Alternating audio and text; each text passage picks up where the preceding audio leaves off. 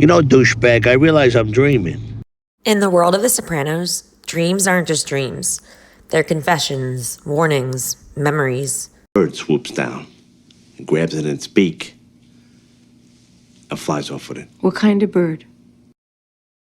It's goddamn ducks. In the pilot episode, Tony faints and passes out after the family of ducks in his pool suddenly flies away. And later in therapy, he tells Dr. Melfi that he had a dream that a bird flew away with his penis. If we connect this dream to Livia Soprano, by trying to kill him and also by insulting him and saying the things that she says to him, Livia is like emotionally castrating Tony. She mocks his therapy, his authority, and his pain. When Tony says that the bird flew away with his penis, you realize it might have foreshadowed something deeper. What's he doing here?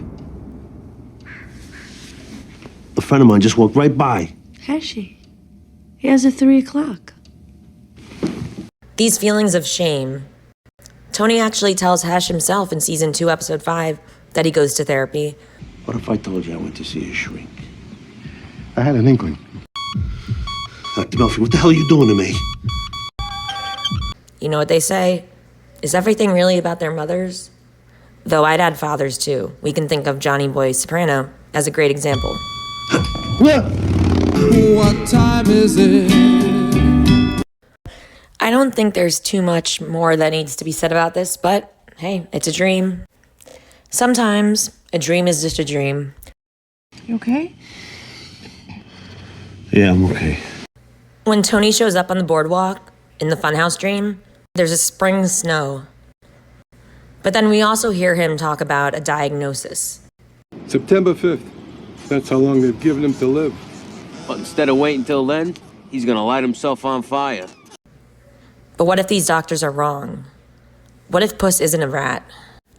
Tony's gut is upset, literally and metaphorically, and while he's in a fevered state, Big Puss appears as a talking fish and tells him, "You know I'm working with the government, right, Tone?" The dream is his subconscious forcing the truth on him. What about Puss? Pass me over for promotion, Tone. You know.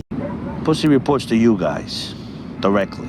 I'm in Asbury. I'll be at your boat in 15 minutes.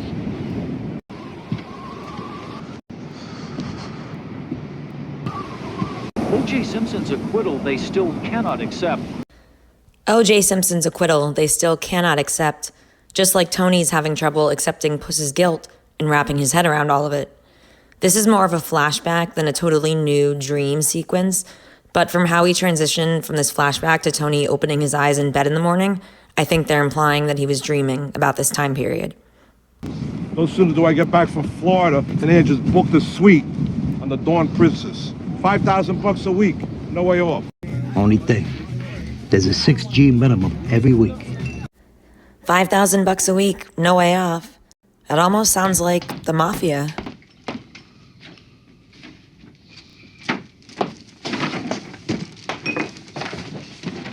The holiday setting sort of amplifies the emotions. Puss, who was once part of Tony's inner circle, including around the holidays, now haunts his memories almost like a ghost from a Dickens story.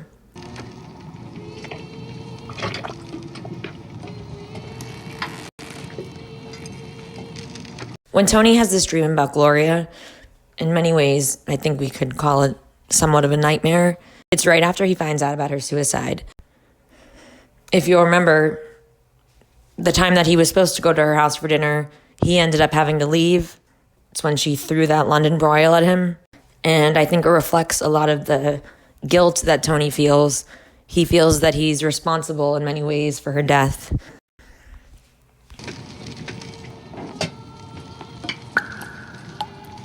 Tony? Anthony?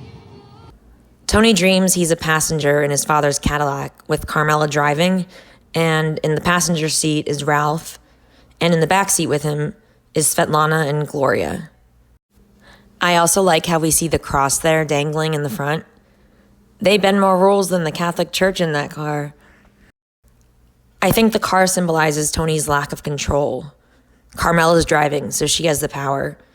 Ralph, whom Tony's already killed, appears sort of calm and detached. And Tony's still processing all of these different lies involving these different people. You want to take it for a test drive?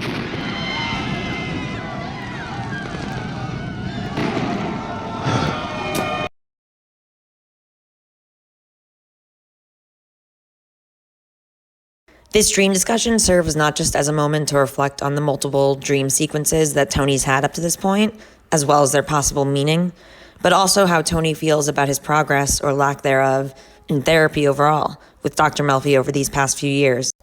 Tony says he thought that dreams were wishes. It depends. There's no easy answer. Dreams are wishes. I thought you said that dreams represent repressed urges and... It depends.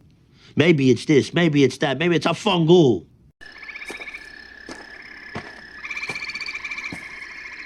You look like this guy from there. Foundation was cracked, and he repaired the stone. My grandfather was a stonemason. He was avid in dancing, him and his brother. Hello? I'm here for the masonry job. When Junior Soprano takes his tumble down the courthouse steps, a reporter says, Our boss Corrado Soprano just fell 7 steps. And then a couple episodes later, Tony wakes up from his dream and he looks at the clock and it's 9:07. I can't give you a specific reason as to if there's any connection there, but it's just something that always sticks out to me, so I had to mention it. Now, the test dream. In one of the show's longest and most abstract dream sequences, Tony's wandering through different surreal scenarios. Long term or short term? Okay, you just park it. This is long-term parking only due to increased security. Anything else I can do? Press 9. Ask for Jesus. And I think it all stands for the idea, what Tony feels deep down, that he's unprepared for death, for leadership, for change, and the people he sees are either victims of his violence or symbols of his failure. It's like his subconscious putting him on trial and finding him guilty. I knew this was gonna happen. Why didn't you stop him?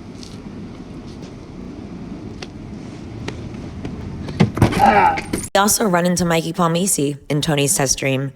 It seems like he had a lot more to say to Christopher, though I suppose that could be because Christopher was on the other side, as opposed to Tony, who was just in a dream. I got no opinion, one way or the other. Doesn't sound like heaven to me. Well, you would know more about it than I do. Sometimes what happens here is like taking a shit. I prefer to think of it as more like childbirth. You tell me. I don't have any children. I died too young. I think it reveals his fear of judgment by both the living and the dead.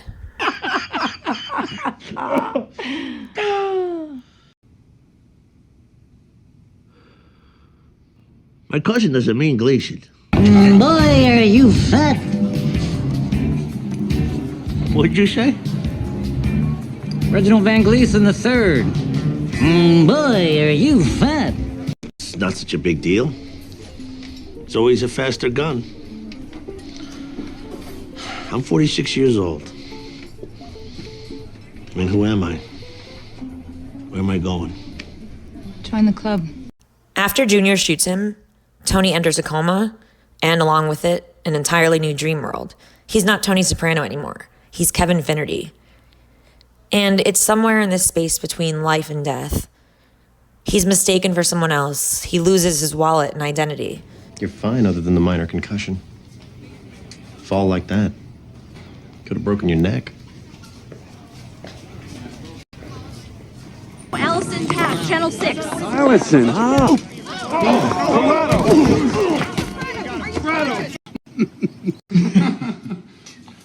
Excuse the brothers for laughing. One day we will all die, and then we'll be the same as that tree. No me, no you. If all this shit's for nothing, why do I gotta think about it? Be that as it may, we need heat. I feel like the most divisive dream sequences, in terms of fans either really liking or really not caring for them, are the test dream and the Kevin Finnerty Tony coma dream sequences. They're full of symbolism, greater themes. If you're into that sort of thing, you're like a kid in a store full of Easter eggs. If you like less yakking, more whacking, they might not be your favorite. The series finale. There are a lot of moments in it that sort of have a dreamlike quality to them. And one of those moments comes at the very end, when Tony enters Holston's. When he walks in, it almost looks like he's watching himself from the front, like watching himself sitting in the booth, as if he's seeing himself from an outside perspective. Also, at the beginning of the finale, we open to Tony laying down, and it almost looks like he's laying in a casket with an organ playing in the background.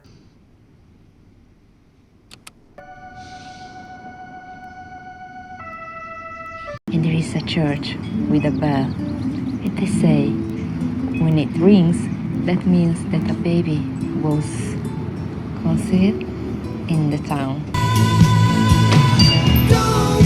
Their confessions, their deep feelings. They show us what therapy couldn't, what he himself refuses to admit to Dr. Melfi. And in dreams, there's nowhere to hide from that truth. Yo, wasn't that Tony there, the guy you were supposed to cap to prevent this from happening? I don't know. I guess not. Thanks for watching. Which dream sequence did you find most powerful or most disturbing? I'd love to hear from you.